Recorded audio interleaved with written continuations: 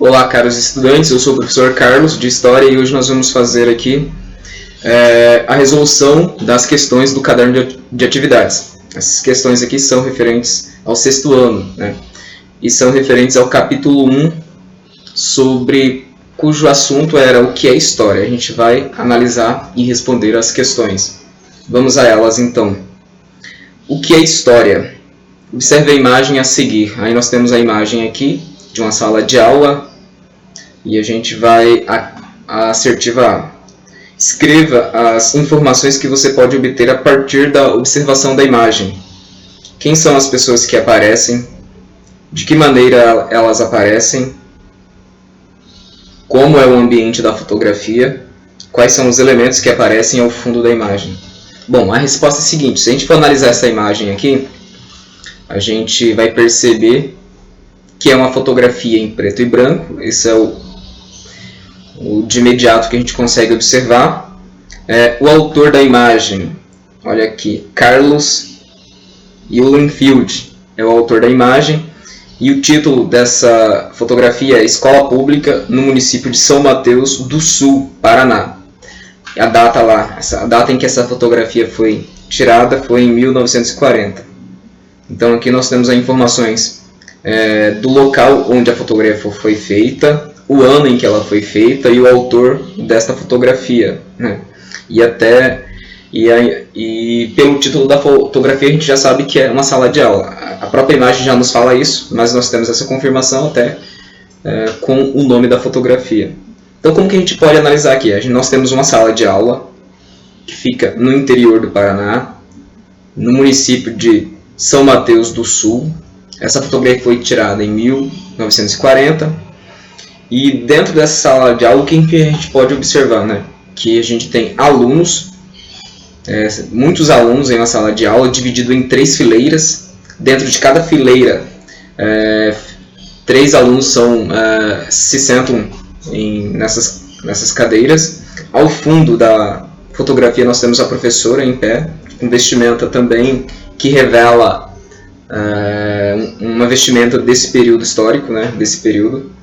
Os alunos eles não estão uniformizados, ou seja, eles não vestem uma mesma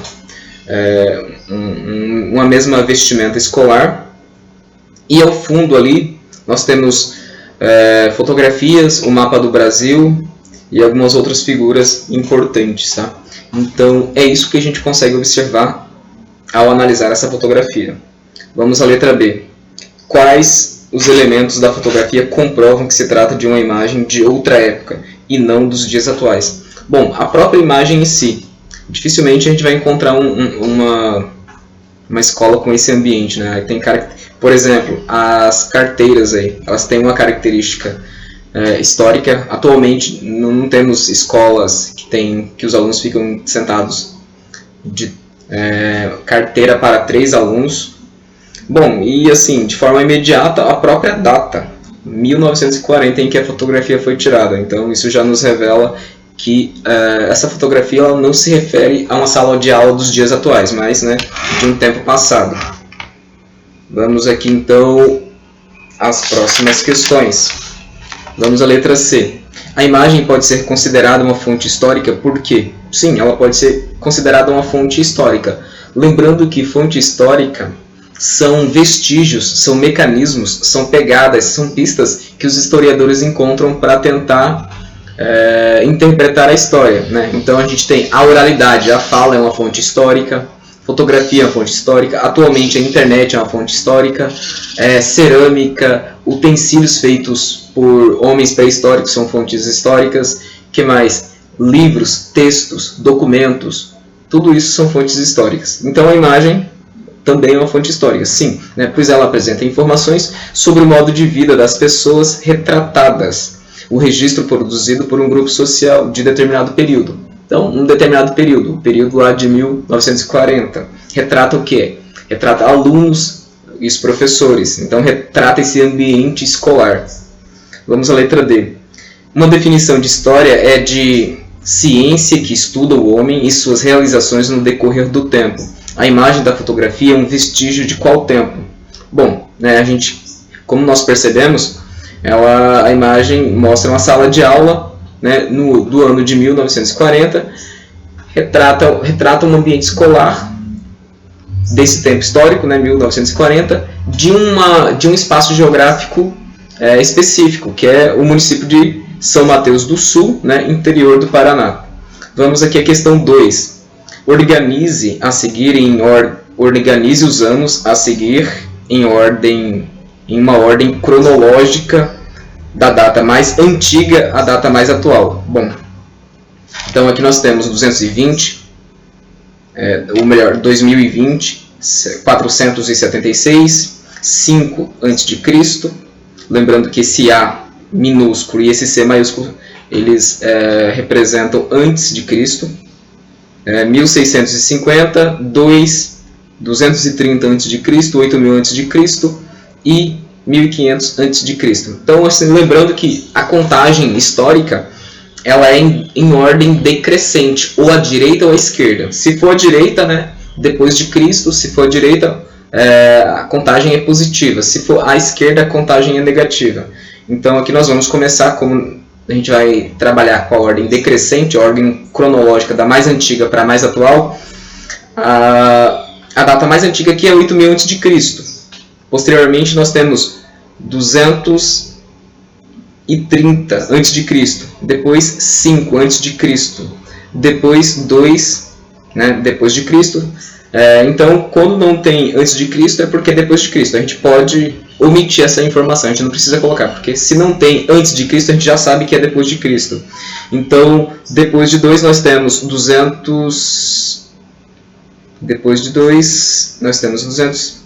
Depois de 2 nós temos 476 depois de Cristo, né? E depois nós temos 1500 depois de Cristo e 220, que é a data ao qual nós estamos depois de Cristo, né?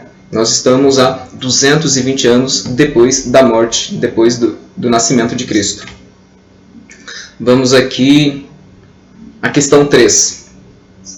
Leia as frases a seguir sobre os calendários e as diferentes formas de marcação do tempo e classifique-as em verdadeiras, V, ou falsas, F. Vamos às assertivas aqui. A primeira é a seguinte: os calendários são apenas uma das diferentes formas criadas pela humanidade para registrar a passagem do tempo. Sim, o calendário é apenas uma. Quais são as outras? A gente tem a ampulheta, nós temos o relógio, nós temos o relógio solar, o relógio de água, o relógio mecânico. Então nós temos diversas formas de... Nós temos também os calendários de acordo com as estações do ano. Contamos também o tempo por meio da lua, né, da mudança de lua. Então nós temos várias outras formas. O calendário é apenas uma forma. Vamos à próxima assertiva. As sociedades da antiguidade utilizavam os calendários para organizar as atividades sociais. Sim, naturalmente. Então, através da observação constante, eles criaram um calendário e através desse calendário eles sabiam quando que era o momento de plantar, qual o momento de colher, o momento mais propício, quando haveria uma cheia nos rios, quando haveria a baixa dos rios. Isso possibilitava com que esses habitantes pudessem otimizar e utilizar os recursos naturais da melhor forma possível, né, para garantir a ele a sobrevivência. Vamos aqui à próxima assertiva. Todos os calendários, como a Pedra do Sol, do povo asteca, tem como o ano 1 o nascimento de Cristo. Não. Se a gente for lembrar aqui, calendário islâmico, né, o ano 1 deles foi em 1622, né, que foi quando Maomé ele teve que fugir. Ele fugiu da Meca para Medina. Então eles determinaram que aquele momento seria o ano 1. Então outras sociedades elas têm outros momentos importantes historicamente a elas que fazem com que elas determinem qual será o ano 1 do seu calendário, tá? Então vamos aqui à próxima assertiva. A marcação do tempo. Vamos lá. Os primeiros instrumentos de medição do tempo levaram em conta os movimentos do Sol? Sim, naturalmente.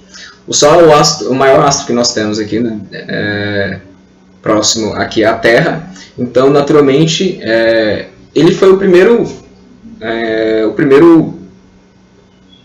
corpo celeste que os seres humanos utilizaram para medir o tempo. E através dele, o tempo é dividido em noite e dia. E aí, a partir de experimentação, observação, foram se criando outros mecanismos, né, de obter uma contagem do tempo cada vez mais precisa. Vamos aqui ao próximo item. A marcação do tempo, adotada pela história tradicional, utiliza os eventos de diferentes povos, europeus, africanos e asiáticos. Falso, né? Como nós estudamos, a contagem, a periodização histórica, ela leva em conta... A periodização histórica tradicional leva em conta o mundo europeu, ela não leva em conta o mundo americano, o mundo africano, ou o mundo asiático, até porque o mundo asiático eles tiveram períodos diferentes, assim, não é na mesma época que foi a Idade Média na Europa que foi na Ásia, ou na América, ou na África. Então, mas como a Europa ela tem sido dominante militarmente e economicamente, ela impõe até o seu conhecimento aos outros povos. Vamos ao próximo item. A história é marcada pela sucessão de espaços de tempo precisos ou rigorosamente delimitados. Falso. Né? A história ela acontece. Não dá para saber como ela inicia, como ela termina. O ser humano, para tentar organizar o conhecimento, que estabelece momentos precisos. Por exemplo, como a Revolução Francesa, né? 1789. Existem vários fatores ali antes dessa data que forjaram com que esse movimento ou essa revolução acontecesse. No entanto, para que nós possamos entender esse processo, a gente tenta categorizar as coisas para facilitar a absorção do conhecimento. Então, a história não é marcada por uma sucessão de espaços de tempo precisos ou rigorosamente delimitados. Tá? Então, essa última questão é falsa. Nessa questão 3, nós temos o primeiro item verdadeiro, o segundo item verdadeiro, o terceiro item falso, o quarto item verdadeiro, o quinto e o sexto item falsos. Vamos à questão 4. Leia as afirmativas a seguir e assinale a correta. Vamos lá. Os documentos escritos são a única fonte utilizada pelos historiadores para escrever a história? Não. Como nós estudamos, né, sobre correntes históricas, nós estudamos sobre correntes históricas positivistas, materialismo histórico ou marxista, a história nova e a de representação. Os historiadores positivistas eles valorizam basicamente a fonte escrita, né, e os grandes personagens. No entanto, esse item aqui ele estabelece uma ideia geral. Os documentos escritos são a única. Não são a única. Nós temos documentos iconográficos, ou seja, a partir de imagem, nós temos objetos, cerâmicas, nós temos instrumentos de caça feitos pelo homem pré-histórico, nós temos as pinturas rupestres, nós temos diversos outras fontes históricas. Bom, vamos aqui ao próximo item. Fontes escritas são mais importantes do que fontes orais, porque as informações ali apresentadas são mais confiáveis? Não, definitivamente não. Tanto as fontes escritas quanto as fontes orais têm o mesmo valor para o historiador. Vamos ao próximo item, da questão 4. Todos os grupos humanos produzem história, mesmo que não registrem suas vivências de forma escrita. Sim, naturalmente. Todo mundo tem história. E pouco importa se esse grupo ou aquele grupo tem o domínio da escrita ou não. O simples fato de viver, de produzir, o simples fato de existir é um ato histórico, né? É um ato histórico. Então, a história ela não se subordina ao conhecimento ou ao domínio da escrita. Então, questão correta aqui, esse terceiro item da questão 4. Vamos ao próximo item. O avanço tecnológico permitiu o uso de registros cada vez mais complexos. O avanço tecnológico permitiu o uso de registros cada vez mais complexos. Até que sim, como a fotografia, substituindo o estudo de outras fontes históricas, como as obras de arte. Não, agora, essa segunda parte aqui invalida esse último item. É claro que o avanço tecnológico permitiu o uso de registros cada vez mais complexos, Mas isso não determinou que os outros vestígios, que os outros registros fossem desconsiderados. Tá? Então, na questão 4 aqui, o terceiro item é o verdadeiro. Vamos aqui à quinta questão. De forma a periodizar a história da humanidade, considera eventos europeus. De forma a periodizar a história da humanidade, considera eventos europeus. A respeito dessa periodização, observe a tabela a seguir e complete as informações que estão faltando. Vamos a elas. Período, início, término. História antiga, né? Como nós sabemos, nós estudamos isso aqui, ainda de forma presencialmente na escola. A história, conforme essa periodização tradicional, né, vinculada à Europa, iniciou-se em 4000 a.C., quando houve a invenção da escrita pelos sumérios, escrita cuneiforme. E esse período que a gente chama de história antiga ou antiguidade, esse período ele terminou em 476, né, 473 depois de Cristo, com a queda do Império Romano do Ocidente, né, pelas invasões bárbaras ali, então, com a queda do Império Romano do Ocidente, terminou o período que a gente chama de Antiguidade, né, que foi de 4000 a 476 a.C. O outro período da história que nós temos é a Idade Média, ou História Medieval. Então, a História Medieval ela inicia lá em 476, com a queda do Império Romano do Ocidente, e termina com a queda do Império Romano do Oriente, né, com a queda de Constantinopla pelos turco-otomano, em 1453. Esse é um outro período histórico. Aí nós temos também a Idade Moderna, ou História Moderna. Né? A História Moderna ela começa com a queda do Império Romano do Oriente, ou seja, a queda de Constantinopla em 1453, e termina com a Revolução Francesa, em 1789. Né? E a história contemporânea, que é a história ao qual nós vivemos, ela iniciou com a Revolução Francesa em 1789 e continua vigorando até os dias de hoje, 2020, até que os historiadores estabeleçam um outro tempo histórico, uma outra periodização. Bom, vamos aqui à questão 6. Complete as frases a seguir com as palavras encontradas no caça-palavras. Vamos ao item A. Uma das definições da é a de um conjunto de experiências vividas. Vamos lá, deixa eu colocar aqui o link da próxima. Então, eu já vou ler as questões com a resposta, tá? Até porque já aparece aqui no slide.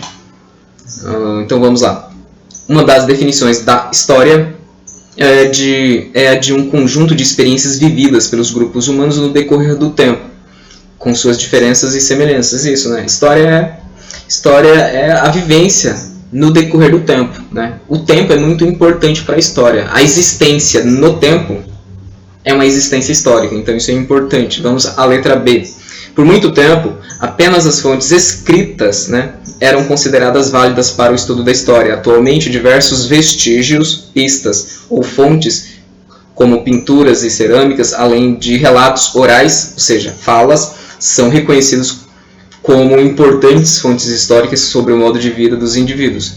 Isso mesmo, né? Durante muito tempo, a corrente histórica positivista ela predominou nos estudos dos historiadores.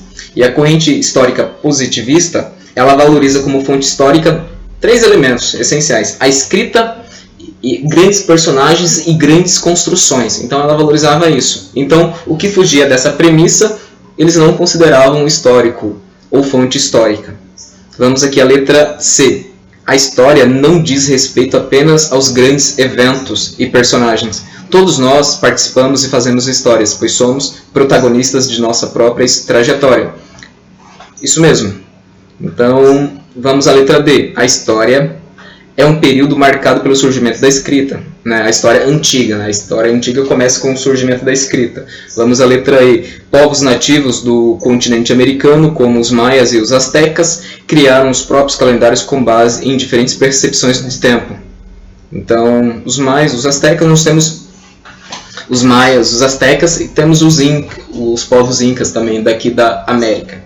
Então, questão 6 feita, vamos aqui à questão 7. Questão 7. diferencia o tempo cronológico do tempo histórico?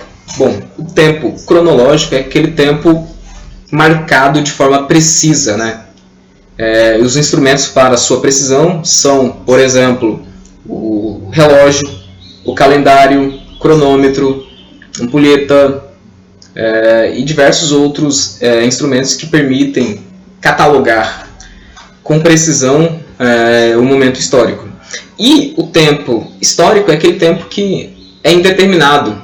Ele é indeterminado porque não é possível estabelecer com precisão o seu início e o seu fim. Então, o tempo histórico é um tempo mais abstrato. Ele é indeterminado. Então, essa é a resposta dessa questão. Vamos à questão 8. Em que consiste o trabalho do historiador ao estudar as sociedades do passado? Bom, o historiador ele precisa buscar fontes que lhe tragam informações sobre o passado, né? Quanto mais numerosas e mais diversas forem as fontes históricas, mais ele tem condições de compreender com precisão, com maior certeza, como aquela sociedade vivia e se comportava.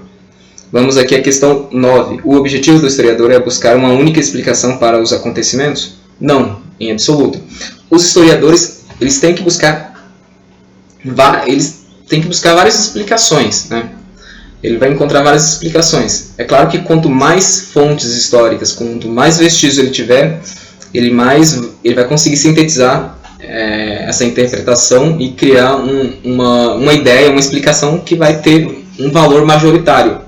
Lembrando que isso acontece à medida que ele encontra novos vestígios. Então, como a história é uma área que estudou passado, e a gente estudou passado por meio de vestígios, fontes históricas, à medida que você encontra novas fontes históricas, novas interpretações e reinterpretações do passado podem acontecer.